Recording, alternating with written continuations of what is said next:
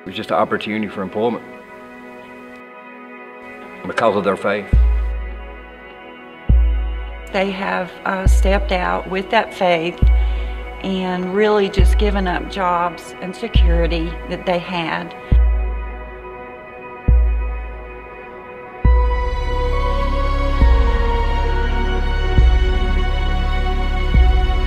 When I first met Rick and Anthony, I was immediately blown away by their faith. These men knew nothing about ministering to former offenders, but yet they were coming to me and they were saying that God had put on their heart in some way to be connected to what Freedom Life Ministries was doing. What I was not prepared for is what God would do in my life through their faith.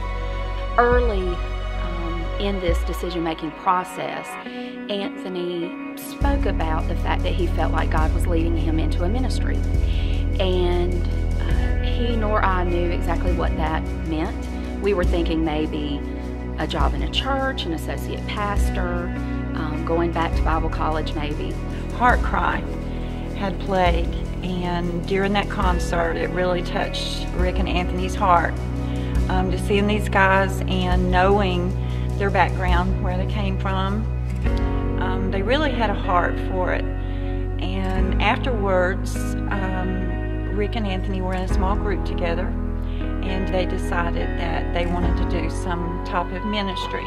I remember what started out as discussions just to get their help in researching the idea of a new business. These men are sitting down telling me that God had moved so powerfully in their lives that they and their families had prayed, and that they were leaving their jobs and their careers to start an entirely new business that neither one of them had any experience in doing. And in that ministry, they wanted to do things that would help with the previously incarcerated, and just to help them get on their feet, teach them a trade. I was a CNC machinist for 13 years, and coming out as a convicted felon, they wouldn't even hire me back. Even a fast food restaurant wouldn't hire you back. And so it was just an opportunity for employment. Anthony and Rick took a huge step of faith when they decided to resign their positions at their current jobs and step into this business ministry, as I call it.